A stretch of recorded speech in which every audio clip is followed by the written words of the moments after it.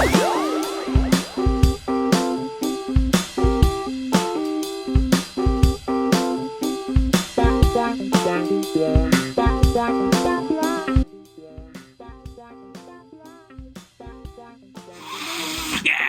Eddington, we're back, baby, we're back. Yeah, where was I? Where'd I leave off? Let's take a look here. Eddington. I heard a little bit about this movie, not a lot though. I didn't really know what it was about, but let me tell you what it's about. You got this guy, okay? You got the sheriff, played by Joaquin Phoenix. Yeah, and he's kind of like so this all takes place in 2020 when COVID's just starting, yeah. And you got Joaquin Phoenix, he's one of those anti-maskers, he doesn't want to wear a mask, and he's the sheriff, and he doesn't care if anybody else is wearing a mask. So it's like if he sees somebody standing in line at a grocery store 6 feet apart, and the grocery store won't let him in because the guy refuses to wear a mask, Joaquin Phoenix is gonna go up there and he's gonna say, hey, let this guy in. He's gotta eat food too, let him in. Let him in. And they let him in because, he's the sheriff. You gotta listen to the law. Even though the federal law is telling you, you want to wear that mask. You're gonna want to wear that mask, or even the state law. So, you got that going on. And then you got the mayor. The mayor played by Pedro Pascal, the Mandalorian, Baby Yoda's dad. Yeah, Baby Yoda's dad. Okay, so Baby Yoda's daddy, he plays the mayor, and he's he's setting all these rules, and but he's also he's kind of breaking them a little bit, so he's got some shenanigans going on there. So and then he and the sheriff have some disputes and shenanigans ensue. So let me tell you something about this Eddington here. Ari Aster, yeah, that's the director, Ari Aster. He did Hereditary, and he did what's the other one?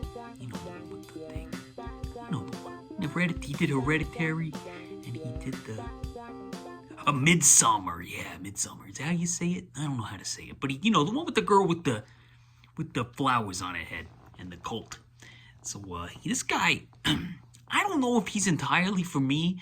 Like, I like what he's doing, like, to an extent, but also I find his movies to be very off-putting, and he does it on purpose too, so I can't fault him for that, because that's kind of the goal, is to be a little or a lot off-putting. I mean, there's some people that have walked away from Eddington, and they've absolutely hated it because of how he kind of pokes the bear, pokes both sides of the issues. He makes fun of the right, obviously, but he also kind of empathizes with the right a little bit too. And then he'll throw in some heavy satire on like Black Lives Matter, like the protesters from that era. And, so he throws that in there, and then he's kind of going after everybody, and people are definitely offended. They're definitely offended. I like where the movie goes. I don't have any problems with that. I actually enjoyed the movie overall. I give it a 3 thumbs up. Maybe closer to 3.5. I definitely think it's my favorite of the Ari Asters that I've seen. I didn't see Bo Is Not Afraid, because that's like 3 hours long, and I just haven't gotten to that one yet. And it's also pretty polarizing, as are all his films. But this one's good. It's got Emma Stone in there. Austin Butler's in here. He's my guy, Austin Butler. So I definitely recommend it if you can deal with some heavy criticism, because I know a lot of people are having problems with the attacks on the left. And I think they're missing the point. I saw a review on Letterboxd that said this was like unintelligent because he doesn't mention how all this was like Donald Trump's fault or whatever, and how the right perpetrated these lies against vaccines and masks, and how that wasn't pointed out enough. And you know what? That's not this movie's job. I disagree with that review. It's not this movie's job. And then it said the movie that the Ari Aster was unintelligent because of this. I'm like, no. This is smart. This is smart satire. That's what this is. This is a very smart film. Not entirely successful, in my opinion, just because, I've seen one battle after another, and I feel like this was so unpleasant at times to watch. Like, the mirror was too close. I've made some criticisms about being on the nose, and this movie was definitely on the nose. And and then the mirror is too close, okay? So you can be on the nose, and it's a problem, and the mirror can be too close, and that's a problem. We're not even like 5 years out from this stuff, and we these are heavy subjects, and they're not easy to digest, they're not easy to see, and they're not pleasant to sit through. Maybe I'll revisit it in about 10 years and look back on it and say, wow, this was even better than I thought it was. So I got no issues with that. But for right now, it was just so unpleasant. Meanwhile, juxtaposed with one battle after another, which is, it's got its heart. It's got that heart. It's got that PTA heart in there, and it's got more of a positive message without giving anything away. I feel like it's not even a message movie, really. It's more like it's just got a positive outlook, And I walk away from that movie feeling like $1 million. I walk away from this one feeling like I want to step out into traffic with a mask on, It's just like, oi, oi, oi, oi, oi. But yeah, three thumbs up on Letterboxd. No heart, but maybe one another viewing might bump it up a notch, because I have been listening to a lot of podcasts on it, a lot of really smart people talking about it, and I can definitely see it going up in my estimation, eventually. But right now it's sitting at 3 thumbs. Yeah. Okay, that's Eddington. What else did I watch? On Monday, I watched Career Opportunities. That was the day I was hiding under the covers. But I tell you, me and Emily, we got it all worked out. Everything's great. Everything's great. You see us there? You see us there in the store there? We're just skating around. Yeah, skating around at the Target. And we're doing it just like they do it in the movie Career Opportunities, which is a lesser known. I shouldn't say it's lesser known, because this is always like the number 10. Anytime it's streaming somewhere, it's like always in the top 10. And I'll give you 2 big reasons why that is. Okay, Jennifer Connelly. And you say, why is it 2 big reasons? Well, I'll tell you why there's 2 big reasons. Okay, she's got 2 big.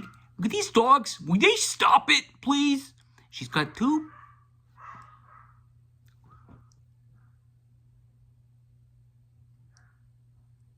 Two big, beautiful, thick, THICC eyebrows. Beautiful. Jennifer Connelly may be the most beautiful woman ever to walk the planet, except for Emily there. And you can see her skating there. And the movie itself isn't the greatest, but I got a soft spot for it. And so this is gonna blow your mind here. Okay. Here's what it's about. Okay, so we got this guy. Okay, this Frank Wiley character. Whaley character. Is it Whaley? He's in Pulp Fiction there. He's a compulsive liar. Yeah, he's a compulsive liar. So he's out. His dad wants him to get a job so he can pay for stuff and get out of the house. So he gets a job at the Target. There's a funny scene with John Candy, probably the funniest scene in the movie, where he's getting the job, and that's on John Candy's only scene. But he steals the show, as it were, because he's John Candy, and he gets a job at the Target. And meanwhile, the town's rich girl, played by Jennifer Connelly, is trying to kind of run away from her dad or something, because he's like beating on her or something. I don't know. Something bad's going on in that rich house. So she's gonna shoplift some stuff at the Target, but I guess she falls asleep in the store at closing time, and so Frank Whaley, he's the overnight janitor guy, and William Forsythe, the boss, he abandons him there at the store, locks him in, and he says, "You take care of this yourself, partner, and I'll be back at 7 o'clock in the morning." Yee-haw!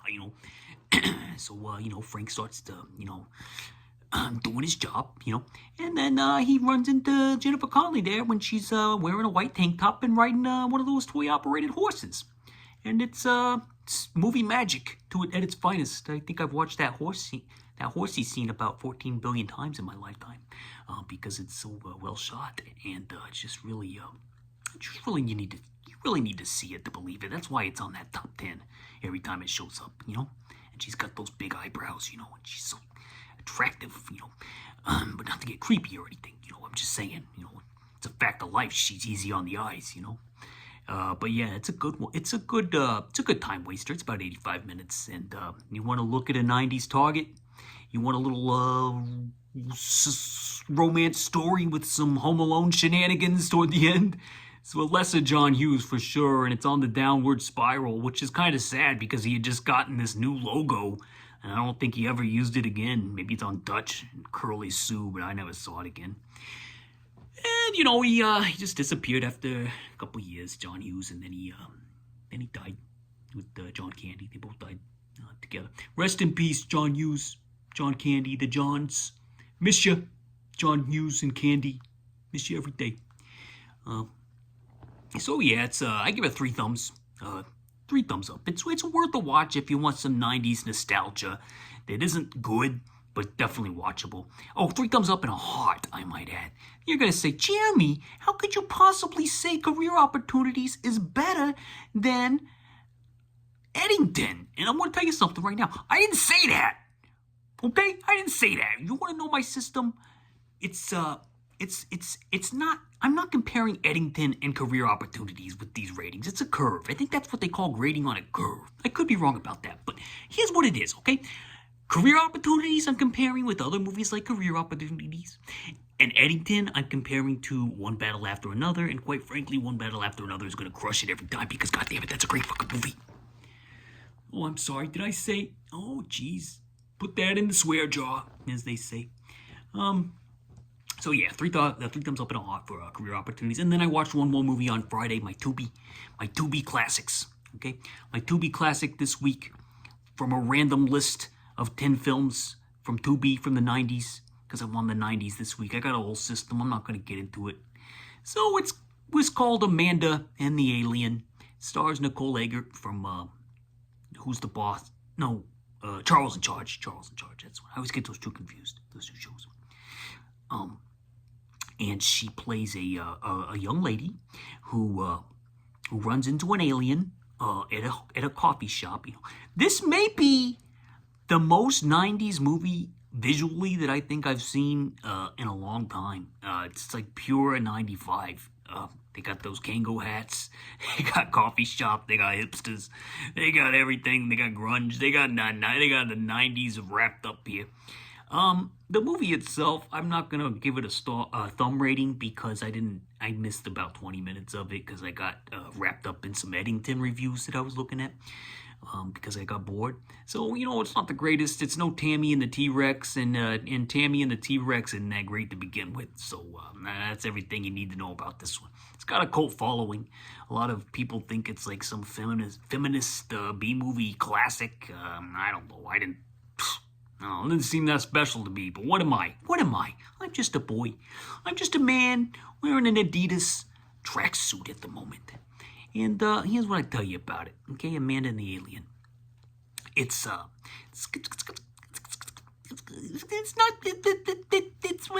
good. It's not good. I'm sorry. John Kroll, the director, he's on Letterboxd. It's like this is the only movie he's reviewed on it, and he gave his own movie 4 thumbs, or he gave it 4 stars and a heart.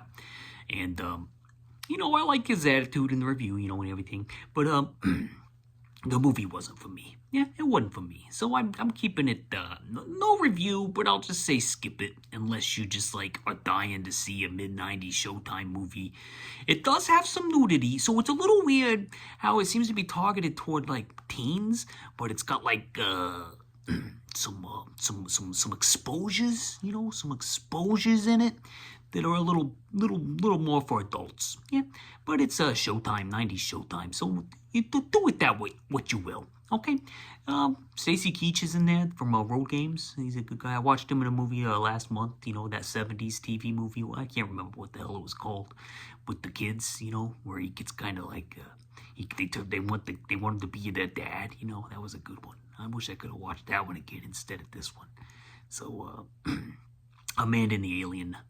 No rating because I missed about 20 minutes. Well, I had it on, but I wasn't paying attention to it because it was getting pretty repetitive and boring. Jeremy was starting to get antsy. I was starting to get antsy. So that does it this week. I know, I told you, next week on Thanksgiving week, I'm taking a break, for Thanksgiving. I'm not going to have time to record videos, but I'll definitely be watching some movies, and maybe I'll do a big end of the month wrap-up video, at the end of the month for all the films that I cram in here. And it's not going to be a lot because I'm doing about 3 a week nowadays. maybe 4. So anyway, I'm gonna be off next week. So if you're sitting around on Thanksgiving, looking, refreshing my page because it's so popular, then I got some bad news for you. You're not gonna see a new video on Thanksgiving. So don't waste your time doing that, okay? Just think about me and Emily eating our turkeys together and skating around on those roller skates in the Target. Okay, Jeremy spoken. Godspeed. Hope you enjoyed the video better than the last one. I apologize for that. I was in a bad headspace, but we got it all worked out now. I'm in a much better mood now. Excuse me. And yeah. So I'll see you on the flip side. Okay. Jeremy spoken. Godspeed. Peace and love. Yada yada. Okay. Goodbye. Doodles.